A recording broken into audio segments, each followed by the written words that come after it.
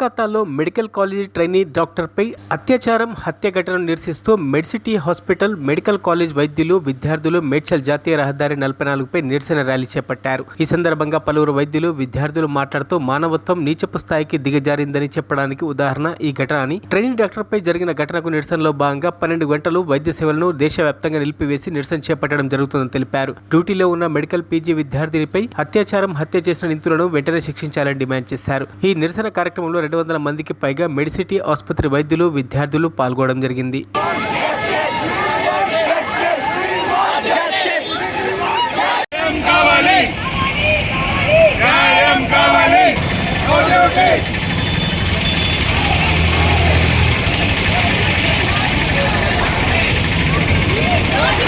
సంబంధించిన విషయం కాదు, మానవులందరికీ సంబంధించినది. మానవత్వం ఎక్కడికి ఎంత నీచమైన స్థాయికి దిగజారారు మనుషులు. అసలు ఈ సంఘటన తర్వాత చాలా బాధాకరంగా అనిపిస్తుంది. మాకు అసలు స్వాతంత్ర దినోత్సవం కూడా చేసుకోలేదు మేము, అంత బాధగా అనిపించింది. ఒక మనిషిని ఇంత కిరాతకంగా, ఒక ఆడదాన్ని ఒక పురుగులాగా చూసి ఇంత నీచంగా ఎలా చేయగలిగారు ఈ సంఘటన. మన భారతదేశంలోనే ఇలాంటి సంఘటనలు ఎందుకు జరుగుతున్నాయి? వేరే దేశంలో ఎందుకు లేదు ఇదంతా? ఎందుకంటే ఇక్కడ చట్టాలు సరిగా అమల్లో లేవు.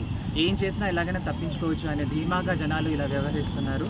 మన చట్టం మారాలి, మనం మారాలి, మనుషులం మారాలి. ఇది కేవలం డాక్టర్ల సమస్య కాదు, ఇది ప్రతి ఒక్క మానవుడి సమస్య. ఒక Medicity institute of medical sciences నుండి ఇక్కడ ప్రొటెస్ట్ చేయడానికి వచ్చాము.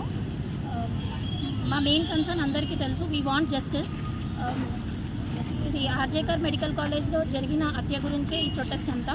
We are working as doctors for 36 hours duty we have, and there's no protection for us. So we demand that there should be safety for every doctor, not only a doctor but every woman who is working in every field. She should get good safety because the incident was committed in her own hospital, and that too during the duty hours. So as a woman, every woman should get protection.